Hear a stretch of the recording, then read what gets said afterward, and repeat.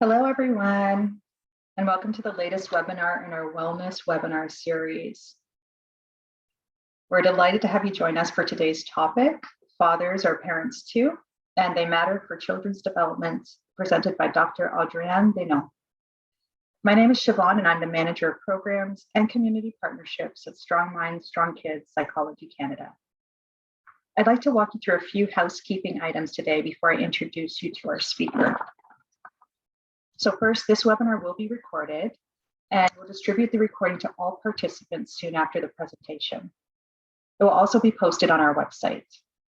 Second, the webinar will be about 60 minutes long, including a Q&A period. We'll be fielding questions throughout the session, so please go ahead and ask your questions throughout. In order to ask your questions, please click on the Q&A button at the bottom of the screen and type your question in. We'd also like to get a sense of who is with us today. And I'm going to pull up a couple of polls to get to know our audience even better. So just give me one moment. Okay, I'll launch the first poll. So who is joining us today? Are you a professional that works with children, a parent, or both? You'll see those answers coming in. Great. So I see that we're pretty even crowd. So both.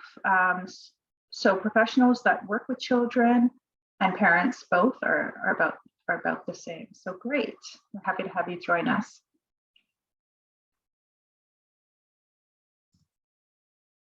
Okay, perfect. And I'm not sure if there's another question here. Let me just double check to make sure I'm asking all my questions. Okay, I think that's the only question I have for today, but we're happy to have you join us once again. All right, so again, thank you for joining our webinar today. I'm just going to share my screen now. And again, our topic is Fathers are Parents Too, and They Matter for Children's Development, presented by Dr. Adrienne Desnaux. So Strong Minds, Strong Kids Psychology Canada offers these quarterly webinars that provide valuable insights and information to key adult caregivers, including teachers, early childhood educators, nurses, and parents who work with and live with babies, school-aged children, and youth. Strong Minds, Strong Kids is committed to promoting the mental well-being of children and youth in Canada. We're dedicated to nurturing resilience in kids with the use of psychological science through our various programs and professional development opportunities. Before we get started, I'd just like to do a land acknowledgement. So our head office is located on sacred land that has been the site of human activity for over 15,000 years. This land is the traditional territory of the Anishinaabe, the Mississaugas of New Credit, the Haudenosaunee, the Chippewa, and the Wendat, and is now home to many diverse peoples. We acknowledge that the City of Toronto is covered by Treaty 13, signed with the Mississaugas of the Credit, and the Williams Treaty, signed with multiple Mississaugas and Chippewa bands. We acknowledge these nations and any other recorded or unrecorded First Peoples who cared for the land as the past, present, and future caretakers of this land named Taukaranto, where the trees meet the water, or the gathering place. As settlers, we entered into an agreement to share this land equitably. As settlers, this recognition of the contributions and historic importance of Indigenous peoples must also be clearly and overtly connected to our collective commitment to make the promise and the challenge of truth and reconciliation real in our communities. So we're grateful today for the opportunity to work with communities and on this territory. Thanks.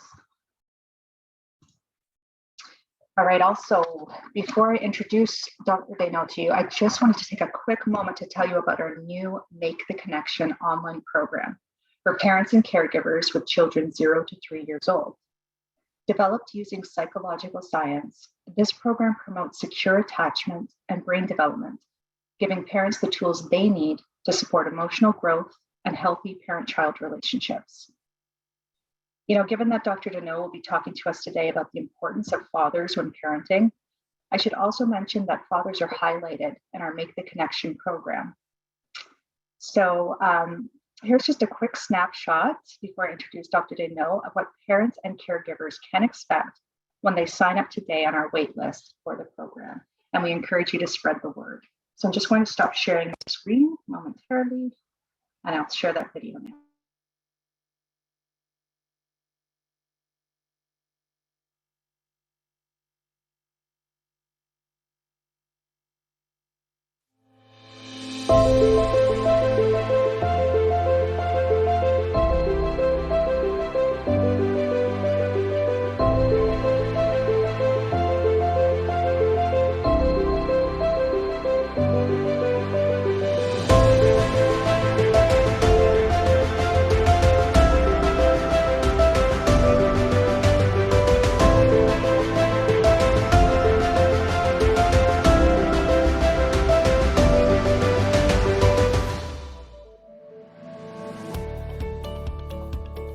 Psychologists know that the first 3 years of an infant's life are critical in terms of their brain development.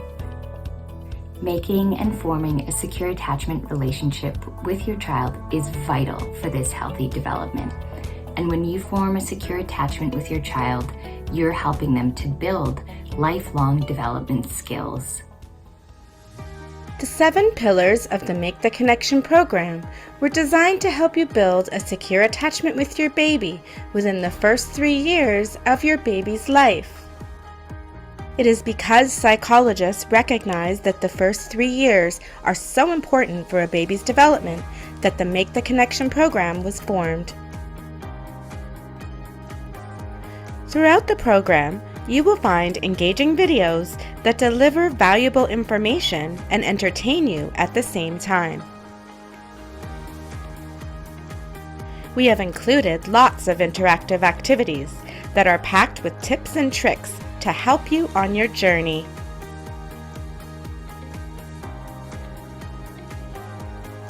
You'll also find a toolbox full of printable resources that you can use when you can't be online. The Make the Connection program can be completed on any modern browser. All you need is an internet connection. We know that having young children can make for a very busy life. That is why this online program was designed to work around your schedule.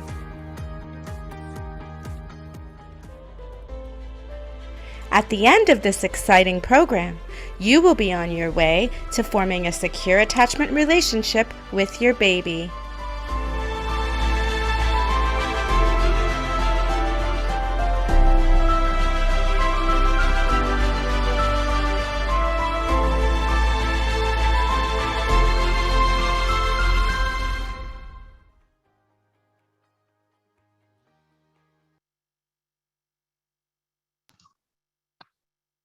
Great, so that's a little bit about our Make the Connection program.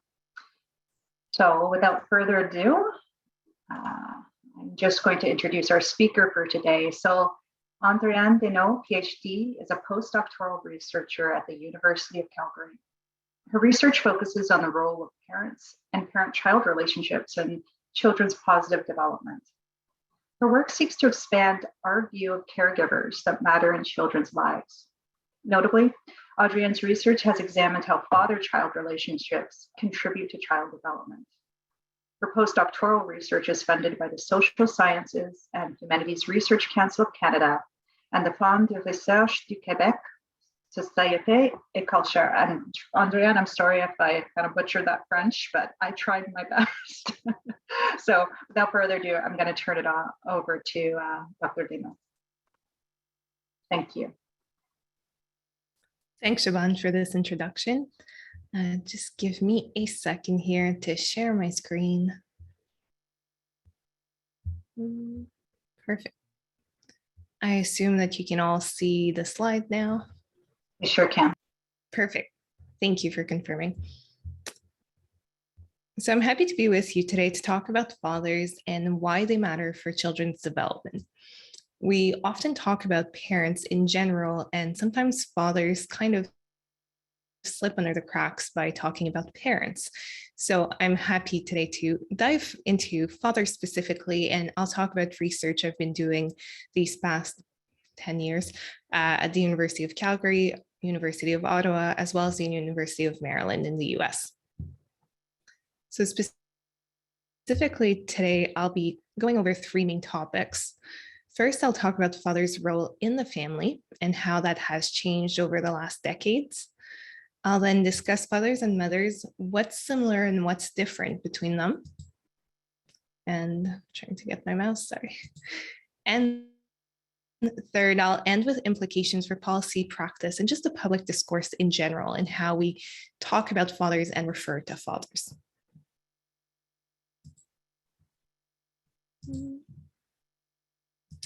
So if we talk about father's role in the family, when research or interest in child development started, we were really looking at a traditional family portrait. I'm using traditional in quotation marks here because that's kind of what was happening at the time. Sorry, I'm just having issues with the placement of my tiles today, but I'll get over it eventually. There you go. So the universal portrait here was that fathers were the breadwinner. They were the ones that would earn money for the family, care financially for the whole family. And at the time, you could imagine that most of the mothers were at home raising children. And they would, as a result, be responsible for any type of childcare, pretty much. They'd be the ones feeding the children, changing the diapers, making decisions for their child. Basically, anything kind of fell onto mothers. And as a result, the division of labor was very unequal with respect to child caregiving tasks. You'd see the mom assuming kind of 100% and fathers being less involved. Of course, this had an impact on the view of families in science. When people started questioning on how parents will have an influence on their child, well, only the mom was at home. So they would only consider the mom's contributions. Even from a technical or more like logistical perspective, when researchers would go in the homes to look at parents and how they interact with their children, well, only moms were there. So as a result, it was only focused on mothers. And I would say to this day, like 90% of the research on parenting is still focused on mothers. That said, we know now that families are diverse and family roles are diverse. There are as many familial configurations as I can count. We can have anything going from the traditional mother-father to biparental families that have the same gender, so mother and mother, a father and a father. We can have grandparents that care for their child. We can have multiple parents in a household. We can have just a single mother, a single father. I just put these as examples to just show the diversity of families now and how, while research and public discourse hasn't really followed this, when we talk about a family, we still mean pretty much just mother and father, and we focus on the mother's role. So, and I'll just say as an aside here that although the model looks at more traditional mother-father families usually, it doesn't mean that this is better than other families. And I want to make that very clear. There's plenty of research now showing that children develop very well in a variety of family configurations, even if it's parents that are the same gender, for example. But what's interesting here is that in Canada, we have 85% of children who are raised in a family with a father or a father figure. So 85% of them will have this person in their life that has an influence on them that they can talk to on a daily basis or interact with on a daily basis. With 85% of children in Canada being raised with a father figure, it would make sense to talk about them a bit more in research and in public discourse when we talk about fathers. That's why I dedicate so much work on fathers, not because I'm necessarily like fond of fathers themselves, but just because they have a big influence on children and we kind of just neglect it.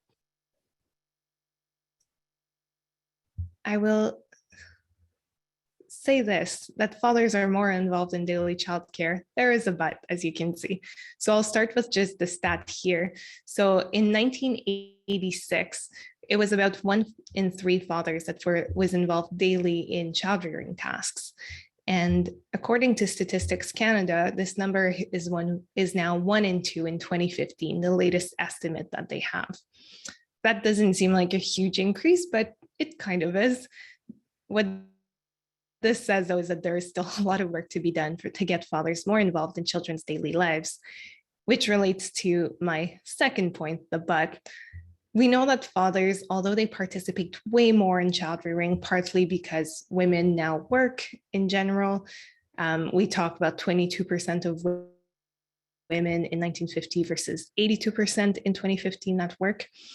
Fathers are doing more, but they still don't do as much as mothers. And I want to make that clear as well, because sometimes when we talk about fathers, some people know about this inequity and feel like we're not representing it. So we know that moms do so much more still in the home, and this was made all the more clear during the pandemic. We saw that mothers were often the ones picking up the extra work. The school at home, for instance, was mostly done by women. That happened even if women were the ones who earned more for the family, even amongst mothers that were researchers, for instance. I've seen many of it in my circles or colleagues, that they were the ones who were doing all these extra tasks because it's kind of the norm. And I want to note also that this is something that's very much about the societal value that we put onto fathers and their role in childcare, because we see, we see within Canada very wide variations in that. And there was a survey recently done comparing Quebec fathers and Canadian fathers. As we might discuss later on, there are some differences in the paternal leave programs in Quebec versus the rest of Canada, which is why this comparison is interesting. In the rest of Canada, as we call it, fathers saw themselves mostly as breadwinners. So 43% of fathers said that their first role in childcare was to be a breadwinner. This answer was the one that was the least selected by Quebec fathers. Only 12% responded this. So I think this is an interesting stat showing that just the way that policy is made and that we value fathers' role in the family can have a huge impact on how they're involved. This figure of 1 in 2, I don't think is going to end at 1 in 2. I think as the years progress, we'll see more and more fathers taking on roles. There are definitely some generational involvement differences as well. And all that to say that even though fathers aren't as involved as mothers, they're still there in children's lives, and we should be talking about it. We should try to understand what their role is. We should try to see how we can support fathers, because they're often neglected by programs and research, et cetera, et cetera. So that's what we're going to do now. So we'll go on to our second part, where we'll discuss the similarities and the differences between fathers. I'll be presenting some of the research here that I've done over the years. So first, there's a popular view that fathers and mothers are completely distinct from one another. So it's a dichotomic view where fathering is one thing and mothering is one thing. There's been some research popularizing this. There's also been some public discourse around this. And what this says is that fathers are good to play. They're good to challenge their child out of their comfort zone. And mothers are good to provide care and comfort and answer children's needs. This is a very, very dichotomous view, and also puts all the burden of care on mothers. And that's the issue of this view. In practice, this means that moms should basically, again, stay at home, and dad should do the fun things. Another implication of this is that necessarily having a mother and a father would be better than being raised in a different family configuration, because you would need one parent to fill the caring duties and one parent to fill the fun or the play duties. And we know that that's a bit irrealistic. And we can't, if you think of a family with two fathers, for instance, you don't think, oh, no one cares for that child. Of course, someone is going to care for that child. Similarly, if you have a single parent, they're going to fill both of these functions.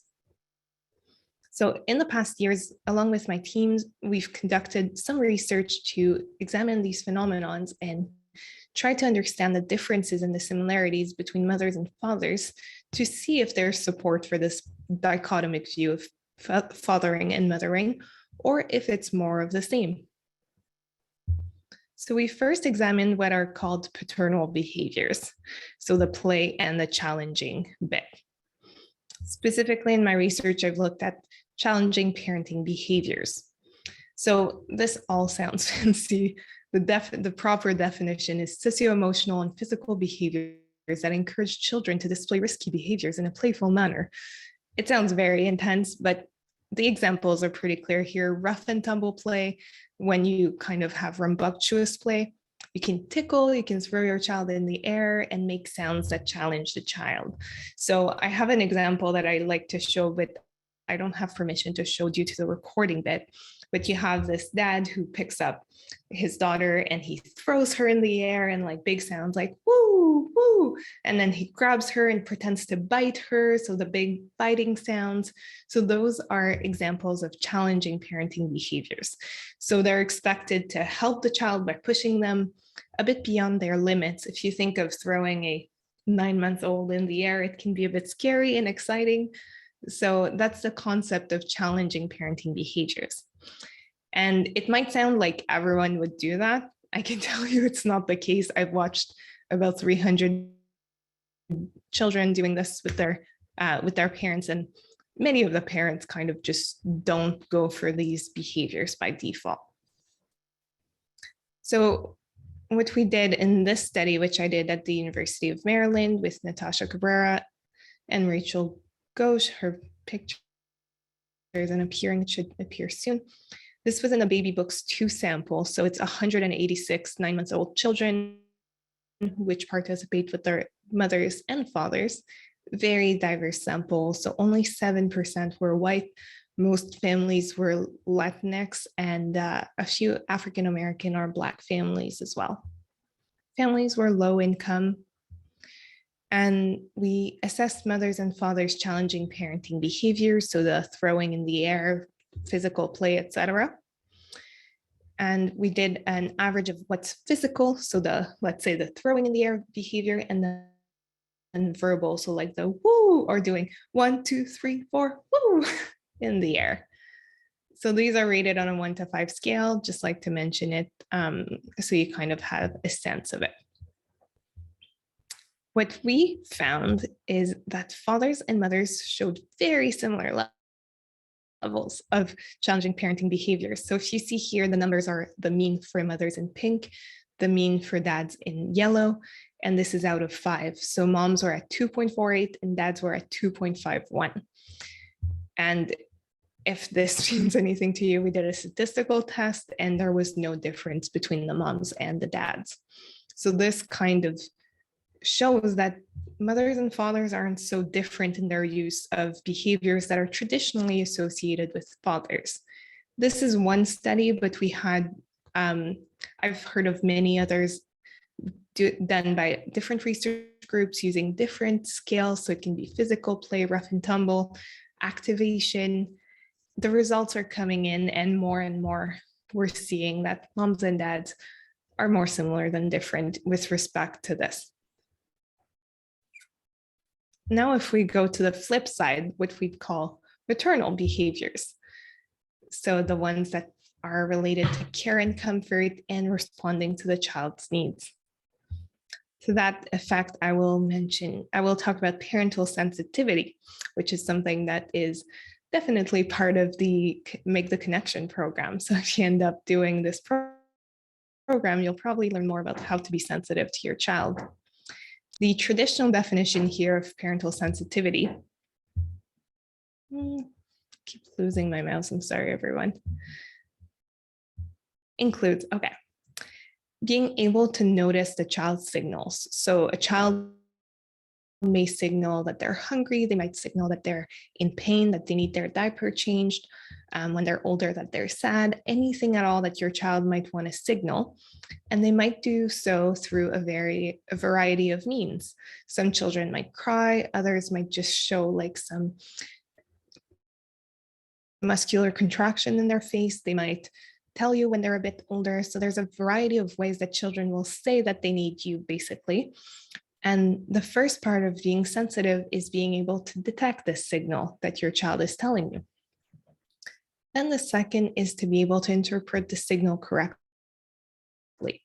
So if a child is crying because they're hungry, you're not going to change their diaper because you interpreted that the need was being hungry, which is related to the third point of providing the right response to the signals. And lastly, you want to apply the selected response in a rapid and complete manner. So you want to be feeding the child fully. You don't give one bite and then kind of leave. So this is the traditional definition of what a sensitive parent is.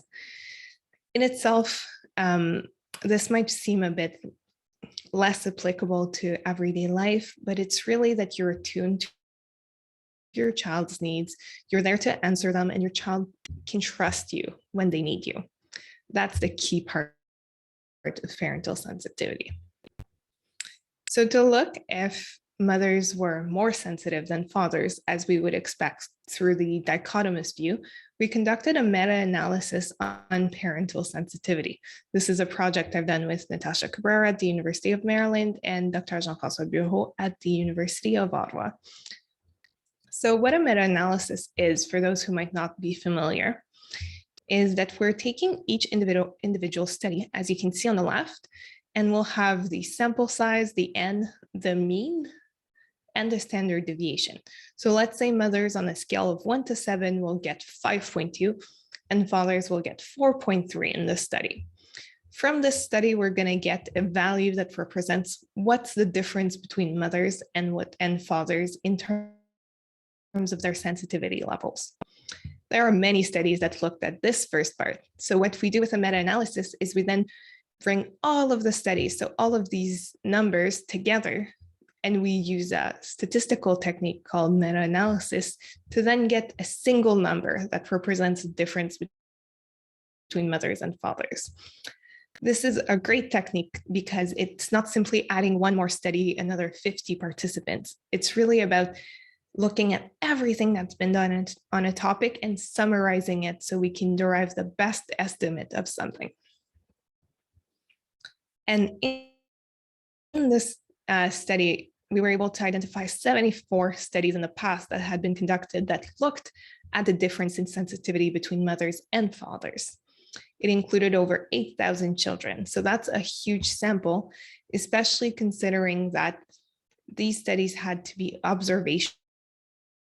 That means that someone took the time to either go at home or come in the lab to observe parents interacting with their children. It takes a lot of hours. What we found in our meta-analysis is a difference that is small in favor of mothers. So what we found is mothers were a bit more sensitive than fathers. So now you might think that this provides support to the views that mothers and fathers are a bit different, but I'd like to say two little nuances here. We found that this difference is getting smaller over time. So fathers and mothers 30 years ago were more different than they are now. So that's providing support to the fact that with the roles that are getting more similar, the difference between parents is getting smaller.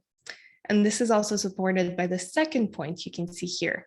There was no difference in parents' sensitivity levels in Europe. That's very interesting because the EU, the European Union, has laws that set minimums for parental leave. We know that some places like Sweden have very, very egalitarian parental leave, but overall in Europe, there is a vision that is a bit more egalitarian that we see in other countries, especially the United States, for instance. Canada is a bit better, but still, so that speaks to the fact that this difference that we're seeing between mothers and fathers isn't about mothers being one way and fathers being one way. It's not biological or their capacity to do so. It's really about kind of the social aspect of it. What's valued in a father, what's valued in a mother. As this becomes more similar, we find that parenting also becomes more similar. I'll just take a sip of water.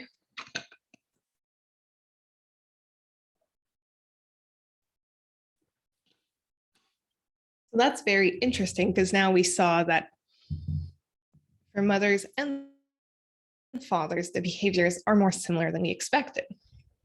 And now if we continue on this similarity and differences idea, some people also think that fathers and mothers will have influences that are distinct on child development.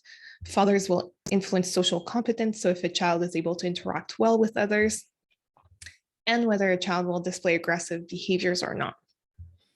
Similarly, other people think that mothers are important for language, self-esteem, everything that's a bit more related to the self versus interactions with others. And to talk about this, I'll mention two critical aspects of child development and talk about the differences between mothers and fathers. The first one being a secure attachment relationship, which you've seen in the Make the Connection video. So the secure relationship is about the positive relationship bond that a child develops towards their parent. And it's about the child feeling a deep sense of trust towards the parent. It's related to the sensitivity bit that I discussed. Can your child trust you in critical moments? A secure attachment relationship is super important because it really predicts so many positive outcomes in children. And the second part is behavior problems. So these are problems that you might not have heard with the term behavior problems if you don't work in child care settings, but you've definitely talked about the specific behaviors listed here. So when we talk about externalizing behaviors, they're behaviors that are directed outward, and we talk about aggression, hyperactivity, inattention. And internalizing behaviors are what we often talk about when we discuss mental health. So depressive symptoms, anxiety, and social withdrawal. So I'll be discussing here the difference between how mothers and fathers predict these outcomes, or these critical aspects of child development. So first, I recently worked on a meta-analysis, so the same analysis I showed you before, where we go and get all these studies on a specific topic, and we looked at whether children have secure attachments with mothers or fathers. So we're trying to see in the whole body of literature on attachment, are children more likely to form a secure attachment to their mother or to their father? This study had over 200 samples, represented over 20,000 children. So we're talking about very, very reliable estimates here. What we found is that 51% of children across all of these 200 samples had a secure attachment to their mother, and 61% of children had a secure attachment towards their father. This difference, though, although it seems like it's higher for fathers, wasn't statistically significant. What this means is that children are likely to develop secure attachments towards their mothers and fathers at the same rate. So we don't find a difference here. Both parents can have perfectly great relationships with their children that are secure and that help them develop positively throughout their lives. It's great news when you think about it. And then in another meta-analysis that we did, this one with Sherry Madigan and Jessica Cook, and one that I did on father-child attachment, we found that attachment predicted externalizing behavior similarly for mothers and fathers. So you can see the pink line here for mothers and the yellow line for fathers. Again, it seems like there was a difference, but it's not statistically different. We also found the same for internalizing behavior. So you can see the two lines in pink for mothers. The reason why there's two lines is simply there's two reports available on this, two different estimates. And then for fathers. So what we can see here is that the link between attachment and externalizing, internalizing behaviors. And there's also a second one on sensitivity and externalizing, internalizing behaviors is similar across parents. So what this means is that mothers and fathers can have a similar impact on children's behaviors, regardless of their gender. It's not the case that mothers would be especially relevant for something and fathers aren't. We find similar impact of both. So when we take a complete vision of parents and their influence on children, we see that both parents can play, can challenge their child out of their comfort zone, can respond to their child's needs, provide reassurance and comfort, and that this is going to have an important impact for child development that is not that different based on parent gender. This is important because as we talk about policy, programs, public discourse, if parents behave similarly, if parents have a similar impact for children, then it makes sense to bring in more about fathers, especially that we know that they're more involved now and that 85% of children in Canada are raised with a child at home, with a father at home. So I think with that in mind, it's important to stop treating parents so differently because it can have alienating impacts. And here I'll just share some thoughts on how we can talk about fathering in the future, including fathers. And please be aware that these are just thoughts and like based on my knowledge and my research, but I'm happy to have a dialogue on any of this. I think there's much to be discovered still about how we can include fathers and discuss fathers' contributions in child development in general and in families. So the first thing to mention is that I think it's important to continue policy efforts to promote equity in parenting. What I mean here is stuff like parental leave should be accessible to both parents, and there should be an incentive for fathers to take such leave. I mentioned the difference between the Quebec and the Canadian program. It's mostly that in Quebec, you keep 75% of your salary versus like 33% in Canada if you take the extended leave. That's a huge difference, and fathers are more likely to take the leave if they're going to have more of their salary, especially that we know fathers earn more than mothers just because of the gender gap difference. Similarly, there should be flexible employment. So a lot of companies are less understanding when fathers take leave to care for their child when they're sick, for instance. They're more likely to let mothers go. So there should be more equity on that end. And similarly, support from friends and family is often geared towards mothers, and there's less available for fathers. So just something to be mindful of. In order to promote equity, we need to act in a way that's equitable for mothers and fathers. This relates to my next point, which is we need to treat fathers like parents. As a society, we have a tendency to treat fathers differently from mothers. And sometimes fathers get so much praise for like picking up their child from daycare, which is something that mothers are just assumed to do and do so without receiving any praise. Similarly, something I hear a lot is fathers saying that they're babysitting their child on a Friday night or the weekend. They're not babysitting, they're being a parent. This is what being a parent is like. It's part of the role of a father to care for your child.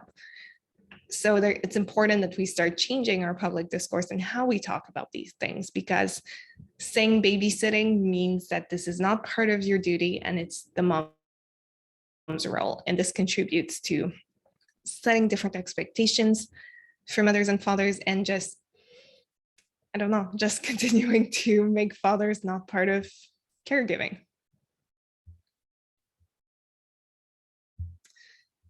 But to do so, when we talk about practitioners, what this means is that we need to trust fathers. So often there's kind of a vicious cycle where fathers won't get involved, and when they do get involved, sometimes they're mistrusted, so they're not going to get involved, and this perpetuates some inequalities and inequities. So fathers are able to bring their child to medical appointment, they're able to go to PTA meetings, and they're able to take a day off to care for a sick child. This means that when they go to such medical appointment, the doctor shouldn't comment on the fact that it's a father and say stuff like, oh, do you have your wife's permission to be here? This happens, and this just contributes to fathers thinking of themselves less of a parent than the mothers are.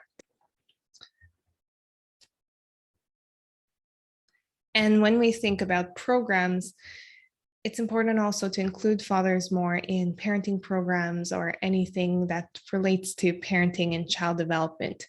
Fathers can benefit from programs like mothers, and there should be efforts to engage them. And this might mean adaptations to how you recruit fathers, for instance. As I mentioned earlier, fathers won't be drawn necessarily to something that says parents, because it's been assumed so much throughout the last decades that a parent is a mother. Sometimes you might need to use the word father specifically to be able to catch fathers and bring them into your program. And once they're in the program, they shouldn't be treated like aliens. And I mean this in the sense that sometimes it's like, ooh, a father, they don't know how to act with them, or they're the only father in a class and they're made kind of feel different and put aside. And that's not helping anyone here. And lastly, some programs may need to be adjusted to fit fathers' particular needs and the challenges that they feel. It might be a bit different for them, so there might be some programs that would benefit from having a father wing if you want. I will end in mentioning an anecdote from my supervisor at UOttawa for my PhD. When he had a young child, he was at the grocery store doing the groceries, and his daughter had a little meltdown, a little crisis where she was like crying on the floor. And a mom came to him and said, do you need help? Do you want me to calm her down? And my supervisor, being someone who researches fathers, had the good idea of answering, would you come to me if I was a mother? And then the lady then apologized and went away. I think this is just one example of how we treat mothers and fathers differently in a way that makes fathers feel not included as part of parenting. So thank you so much for your attention. I hope that this was interesting. I included my contact info here if you wanted to reach out to me, as well as my Twitter handle. And I look forward to discussing. Great, thank you so much, Dr. Andrienne. Just give me one moment. Yeah, so great presentation. So before the Q&A begins, I want to let everyone know that I'm going to be adding a survey link so you can provide your important feedback on this webinar. All you have to do is please open the link and do the survey before the session ends, and thank you. So just give me one moment to just put that up. I'm also going to add the Make the Connection sign up page link as well, just to make it easier for you to access. And I saw as you were presenting, Andrienne, that there was a couple good questions that came in. So I hope everyone can see that there's a survey link there. All right, so let's open up for Q&A. I'm going to start with one question in our chat. So Dwayne was asking, how far back did some of these studies go? The studies on fathers go surprisingly back. And I mean that, let's say the first studies in attachment were done in like the 60s when we formally assessed attachment. And we had in 1975, Michael Lim, who was really a pioneer of studying dads, who started publishing on dads. The issue is that he was kind of the only one. And then it kind of dropped until the late 90s. So some of these studies are in the 70s and in the 80s, which does allow us to kind of get a sense of temporal trends or how parenting or fathering changes over time.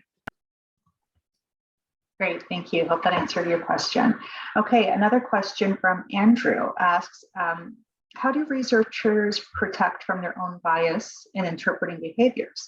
For example, if a researcher believes that a more egalitarian parenting approach is better, well, if they want to see fathers and mothers conduct similar behaviors, seems a little difficult to conduct a double-blind study. That's a great question, Andrew.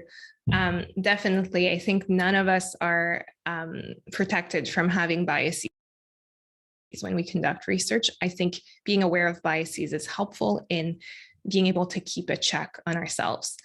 What I like about meta-analyses specifically is that it draws from so many studies that we're unlikely to have 100% of people that have the same bias. Also, when we get the results, it's kind of oh, here it is, we're not coding ourselves. I will answer more to the coding part because I have coded many interactions between parents and children. There is some very defined scales that we follow, and usually there's a reliability process that we work through. This means that there's a training manual which varies on what you're studying. Let's say to code attachment, it's a 2-week training where you're basically taught how to interpret these behaviors. And that goal is to try to remove some of the biases and to have just a kind of as objective as we can assessment of the situation. And then we train to be able to interpret the same way as experts who've developed the scale or who've been coding for years and years. In doing so, I think we're removing more of the biases. Of course, it's not perfect, but I will mention that many of the studies that find that parents are the same did come from researchers that wanted to promote a dichotomic view of parenting. So I think there's been some people whose biases weren't confirmed by research. Thanks for that answer. We have a lot of great questions coming in. I'm really sorry if I'm mispronouncing your name, Rocio. Sorry if it's mispronounced, but the question is, how does this apply to a single mom? So that's a great question. And I think that goes back to the original point talking about how there's different family configuration and one is not better than the other. And that's what I like about when we talk about parenting as being similar for moms and dads. It doesn't cast single moms in a deficit the way that the dichotomic approach does, because with a dichotomic approach, you might be like, oh, those children raised by a single mom are missing something, which isn't the case. We can't make this generalization. And we know that single moms work really hard to provide for their children. They have to earn financially and also take care of their child. And it can be a lot to do by themselves. And I think it's clear that the children who are raised by a single mom can do just as well as children who are raised with a mom and a dad. And if I may talk to this, something that's really important with single parenting in general, because it can be also single dads, is kind of being able to keep that interaction with your child as a part of your daily life. I think this is something that's a bit harder when you can't share the tasks with someone else, is having a 15 minutes, 30 minutes a day where you sit down or you play with your child and you're just there with your child so that you can make that bond, kind of going back to that connection, make the connection. So we're able to do that with the child. Great, thanks. Okay, this question is from Anita.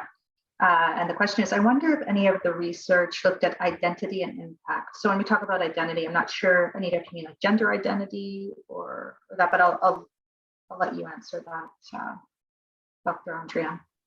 I'm not sure exactly also if I'll answer the right way. If not, Anita, feel free to just add here. But I think there's more research that's starting to be done, although a lot of it now is being done from an angle of same gender parent and mother-father families. So kind of comparing our children who are in a family of dads and dads doing as well, and looking as a primary caregiver in a same gendered family. Is it similar from a different gendered family?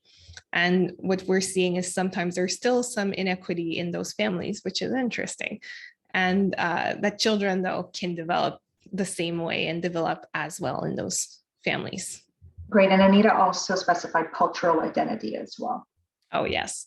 Culture is really interesting in parenting because, as you might know, much of the research in psychology was done from a weird standpoint. So Western, educated, industrialized, rich, democratic countries. This means that almost all the evidence we have available is from white parents. There is some research being done elsewhere and in diverse groups. And it's so important that we continue doing so because we're able to identify what works differently in those families. What we found in, for example, the study I shared about the challenging parenting behaviors is important. Sometimes we can talk about low-income families from a deficit-based perspective where we just see what's wrong with them. That's demoralizing and not helping anyone, frankly. So when we look at families from a strength-based perspective, we're able to see that families in a variety of cultural settings engage in these behaviors, and they're able to do great things with their children. So I think there's still more research that needs to be done. I know of a few studies that are coming out, for instance, about fathering behaviors in Vanuatu, which is a tiny island in the Pacific where they don't even have TVs, and they're seeing how children can form a secure attachment to their father there. So it's going to be really interesting in the next 10, 20 years, now that culture is more a part of the discussion, to see the different aspects of fathering in cultures and see if this changes. Great, thanks for that. Okay, are you connected or affiliated with the Father Involvement Initiative in Calgary? This was a group around 2009 that was very active and also a great connection to support what you have shared today. I am not affiliated with that group. I started in Calgary in 2021. So I was at the University of Ottawa before. So unfortunately not, but it sounds like a very interesting group for sure. Great, thanks for this. Just for the sake of time, I'm going to see if I can merge these questions because they seem a little similar. So this question is from Maria, and also we have Dave about court systems. Hopefully this makes sense. So Maria initially asks, is your research shared with the family court system to affect change in preventing parental alienation, mostly towards fathers? So that's one question. So maybe start with that, and then we'll go into Dave's question. I think the court system bit is very difficult to address in general, and there are a lot of questions in developmental research and psychology research on how we can bring this knowledge to the courts. A big difficulty is what we discussed earlier. Biases, I think, are very present. A difficulty with court systems is also where you enact the change. Do we have a training for judges? That's really difficult to do. Is it at the lawyers level? So to do so, we need big initiatives, I think, like that collaborate between many researchers. I've seen some done recently about attachment specifically, because attachment is something that's being very wildly misused in the court system to guide decisions that have a profound impact on children's life. I do think the view is starting to change in court systems, that fathers are a bit more represented, and it's a bit less wild to give full custody to a father. I do think there is work to be done so we can better share this knowledge with the court system so we can get children the best development that they can. Great, thanks. I think that speaks to Dave's question as well. And Dave, thank you for sharing your experiences with the court system. So it seems like there's still a lot of work to be done there. Yes. Okay, yeah. The next question, I just want to make sure I'm getting to everyone's. I think it is, yeah, that's from Suzanne. What are your thoughts on changing the name of program offerings for parents and caregivers from classes on parenting to education and classes on early child development for parents and caregivers, where so much that is now available is grounded not in opinions, but in evidence-based approach in promoting child development? So I guess it's, yeah, so changing names. Do you have any thoughts on that? From program offerings to classes? I think making more inclusive names is always a good idea, and just like saying caregivers is a nice way also to kind of bridge and expand beyond even mothers and fathers, and including grandparents and other people who might be involved in children's lives. I don't know, I don't see the question, so I hope that answers it. Right.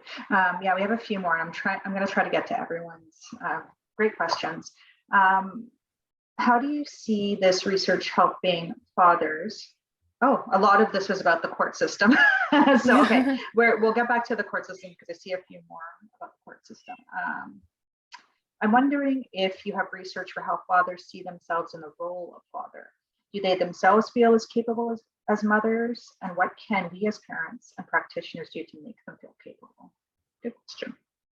Yeah, I see. This speaks to a study I mentioned earlier where there's differences, I think, across the world and culturally in fathers' roles. As I mentioned, in non-Quebec Canada, a lot of fathers see their main role as being breadwinners. I think this is rooted in policy and public discourse decisions, because in Quebec, it was only 12% of fathers that saw their role as being a breadwinner over everything else. So I think fathers may have doubts as to whether they're as capable as mothers. I feel like this is part of how we treat fathers. It's a bit like, this reminds me of research on the differences between boys and girls when they do math, for instance. We know that boys and girls are as capable of doing math, but that when you tell a girl that this is a difficult task, they'll perform less well because they've been socialized into thinking that girls aren't good at math. I think similarly, there's a lot of socialization involved in parents' roles, and fathers maybe seeing themselves as less capable because of that reason. It's also worth mentioning a phenomenon called gatekeeping. So some mothers will actively, whether it's consciously or unconsciously, try to prevent fathers from being involved. Sometimes it's going to be a case of, oh, I can do it better, I'll just do it, or kind of trying to protect their relationship with the child.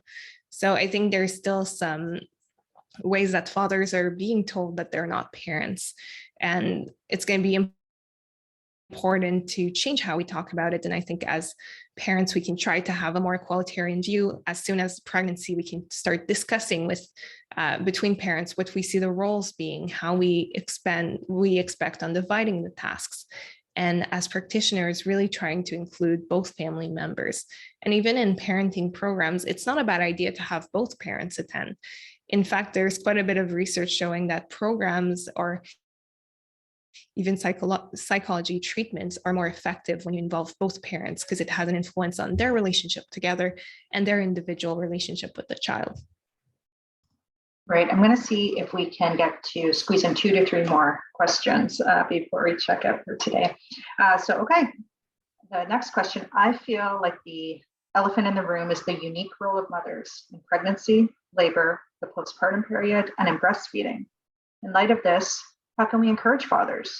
Do they offer anything unique?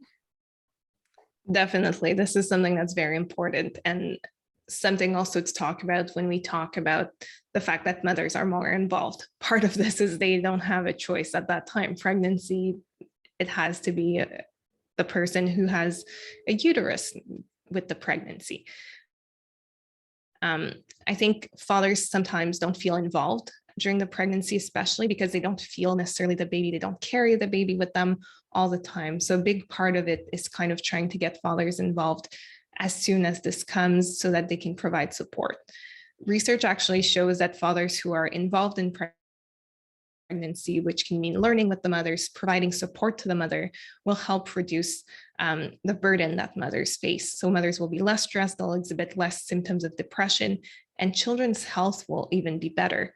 So research shows that father involvement during the pregnancy actually relates to less, for example, early births or even mortality in infants. So I think it's important that we encourage fathers to take part. And if they're involved so early, chances are they'll keep being involved in children's lives and contribute to development. Great. Okay, I think we have time for one last question. Great conversation. Okay, this question is from Tracy. Have you seen studies on how dads build trust with teenage daughters, especially when daughters start withdrawing, increasingly angry, and developing behavioral problems? Good question. There are a few studies on dads and teenagers. I have to say that there aren't that many. I think people start early, and maybe as they grow older and as we have cohorts of children that were studied in infancy and make it to teenage years, we'll have more information. I think a challenge, though, with teenagers particularly, is that sometimes we kind of try to build something at that stage that wasn't built before. So if there's no relationship of trust, for instance, in the first 5 years of life, it probably follows that this relationship will be really hard to develop during the teenage years. So probably a nice way to start with this is trying to make that connection, build that bond very early in life, so that then when children grow into adolescence, you do have that relationship and that capacity to relate to the child. And there's kind of this history of discussing emotions and talking about difficulties with the child. Great, thanks. That's awesome. Great questions, everyone. So on behalf of Strong Minds, Strong Kids Psychology Canada, thank you, Dr. Desnaux, for sharing your expertise with us today. I personally learned a lot about the importance of fathers and child connection. And thank you to our webinar participants for joining us as well. We look forward to your feedback on the webinar survey that I just put on the chat again, and we hope you'll spread the word to the parents and caregivers you know about signing up for our new Make the Connection program. Have a wonderful day.